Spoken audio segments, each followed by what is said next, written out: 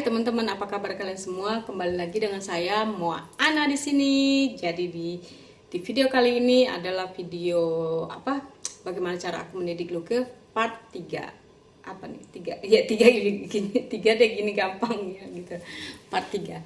Nah, teman-teman di part 3 ini aku mau menceritakan bagaimana pemerintah Denmark itu mengkontrol makanan anak-anak dan pola hidup anak-anak itu. Jadi itu dipercayakan kepada guru yang ada di kindergarten atau yang ada di sekolahnya dan juga kepada orang tuanya gitu kan. Nah, anak-anak di Denmark ini kayak si Luke itu pas dia masuk di TK-nya, pas dia umur 3 tahun dia udah harus bawa lunchbox-nya sendiri. Tapi waktu dia di bawah 3 tahun itu, umur 1 tahun sampai 3 tahun itu nggak bawa lunchbox, makanan semua dari kindergarten. Tapi kalau sekarang dia udah pas dia masuk 3 tahun dia harus bawa makanan sendiri gitu kan. Tapi tetap pagi jam 9 mereka dapat makan buah, terus nanti jam 2 siang dapat makan roti sama susu seperti itu ya kan. Nah, jadi aku dulu punya pengalaman nih waktu pertama kali Silu ke hari pertama dia bawa lunchbox, aku taruh di lunchboxnya itu jus yang kotak gitu loh, jus apel. Nah, waktu aku jemput Silu ke gurunya panggil aku, katanya gini, besok-besok ini minuman seperti ini nggak boleh kamu taruh lagi di lunchbox anak kamu karena di sini dilarang, ini gulanya tinggi gitu kan. Jadi karena anak-anak kan ada aturan tertentunya, dia boleh makan permen itu di hari Jumat gitu ya. Jadi anak di sini kan emang ada waktu-waktunya itu makan yang manis-manis itu hari Jumat malam Sabtu gitu.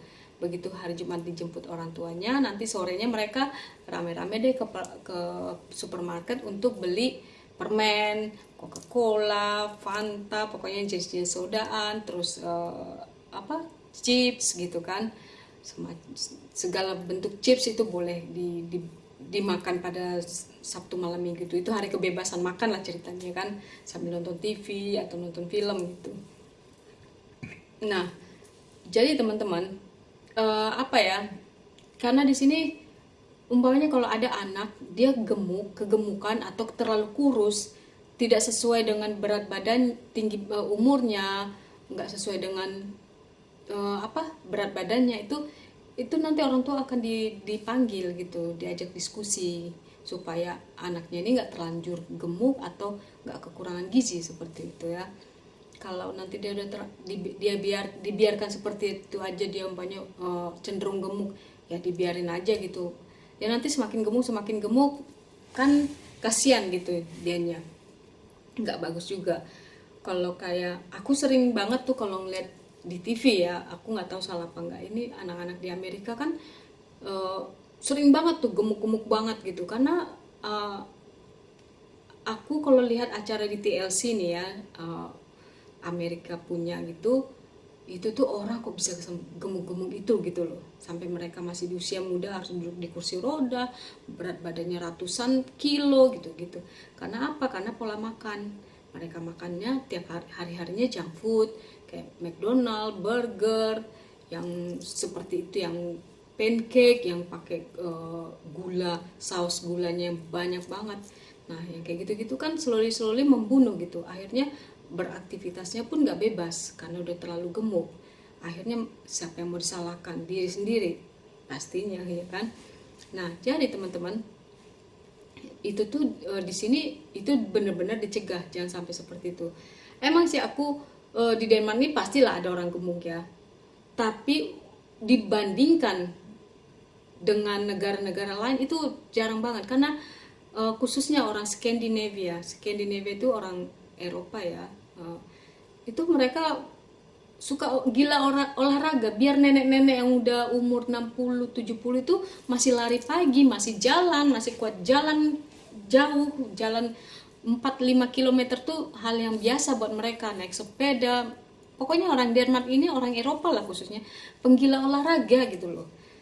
Kayak gimana ya, udah kayak lifestyle-nya gitu loh. Kadang-kadang aku yang orang Indonesia itu merasa malu, tapi aku lama-lama apa ya, membiasakan diri jalan jalan jauh, jalan cepat. Nggak bisa, kalau orang Indonesia itu keciri banget jalannya, teng teng pelan-pelan gini kayak orang malas, lazy day gitu.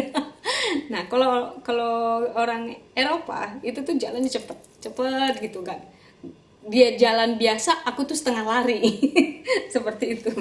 Tapi ya itulah, makanya kita nggak bisa membuat gaya kita seperti kayak di Indonesia lagi. Itu benar-benar terlambat, nggak bisa tinggal di sini seperti itu, harus jalan cepat. Walaupun napas kita tuh udah rasa mau copot, tapi bagus buat jantung kita gitu kan. Nah, kembali lagi ke pola makan. Kalau kayak aku nih di Indonesia, di supermarketnya di Indonesia itu, aku selalu lihat itu banyak banget makanan yang kayaknya micinya itu tinggi banget. Itu tuh aku agak-agak heran gitu loh, kenapa makanan seperti ini bisa bebas di pasaran gitu, di supermarket, dijual gitu. Contohnya aja ya, mie yang ada di Indonesia sama mie yang ada, Indomie yang ada di Denmark, itu tuh rasanya sudah beda, nggak setajam yang ada di Indonesia.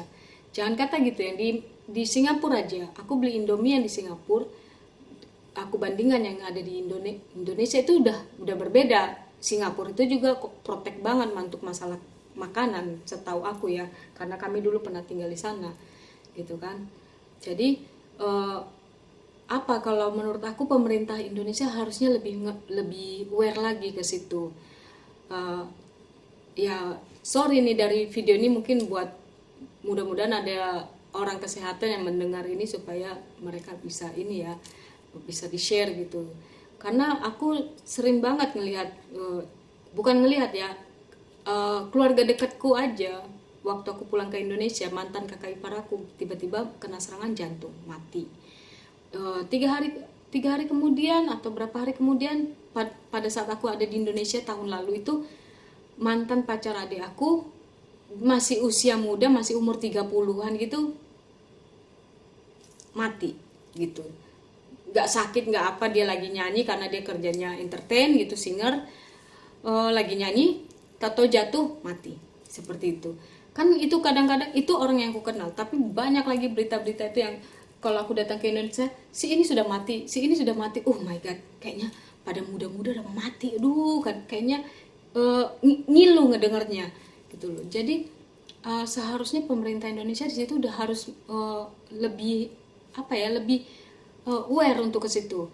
Harus ada penelitian, harus ada bikin apa ya, kenapa seperti ini gitu loh. Kan orang Indonesia banyak yang pintar, jangan cuma pintar ngomong doang gitu loh. Jangan cuma ngurusin akhlak orang, nggak nyambung kalau ngurusin akhlak orang. Yang harus diurus itu generasi penerus bangsa, harus hidupnya sehat, harus hidupnya bagus, harus makanannya harus dijaga, pola hidupnya seperti itu.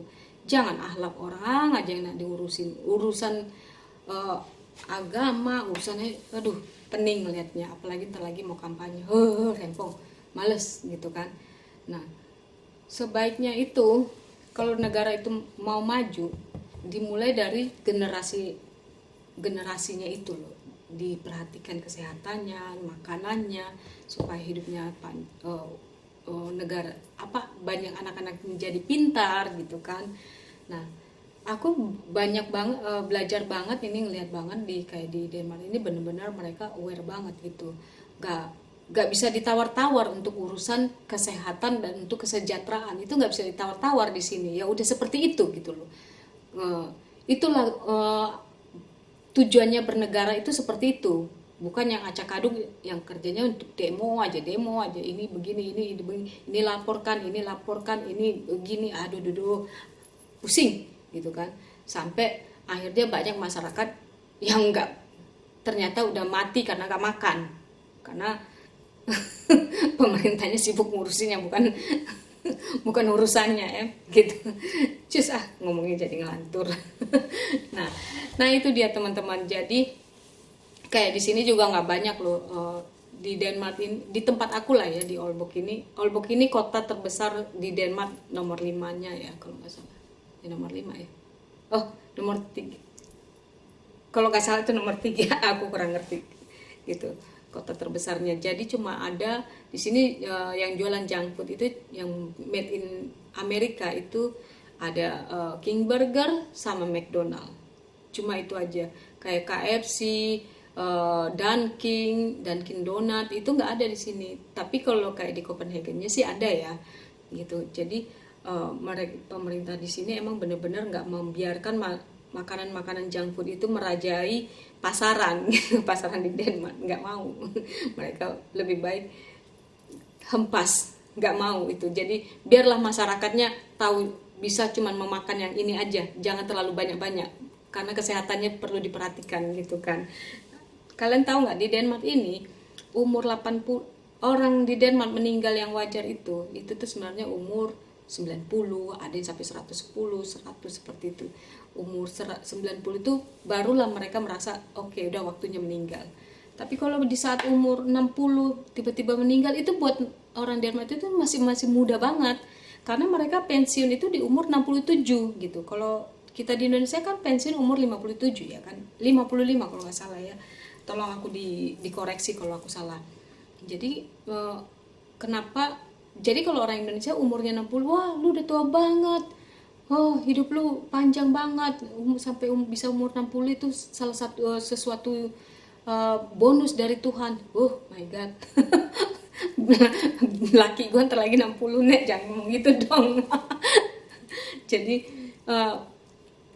ya itu tadi, karena dari awal udah dimulai dengan makanan sehat. Jadi hidup orang Eropa lah khususnya ya, umumnya itu mereka tuh fisiknya pada sehat-sehat semua. Dari kayak mertua aku tuh umur 80 sekarang. Emang sih sekarang dia udah jalannya udah pakai rollator ya, tapi ya dia masih sehat, masih ke salon. Masih kuku nail art ya, bukan nail art, cutekan gitu-gitu. Oh, ke salonnya itu rutin setiap bulan, itu wajib ke salon itu. Kalau nggak bisa tidur mertuaku tuh. jadi gitu ya teman-teman. Aku juga pengen menghimbau banget nih sama pemerintah, please tolong itu diperhatikan untuk makanan-makanan yang beredar di supermarket itu janganlah terlalu bebas-bebas yang mengandung micin, karena itu nggak bagus juga buat generasi, nggak bagus juga buat kesehatan otak dan ya seperti itulah. So teman-teman, segitu dulu video kali ini.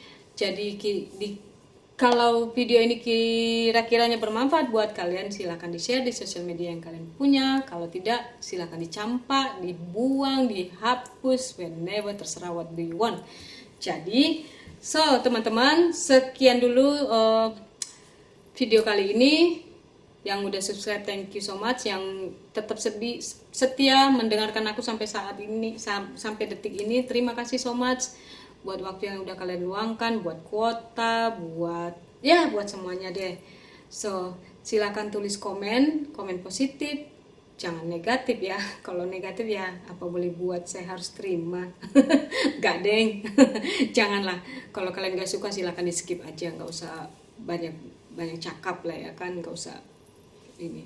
Jadi, so teman-teman, segitu dulu video kali ini. So, see you in next video. Bye bye.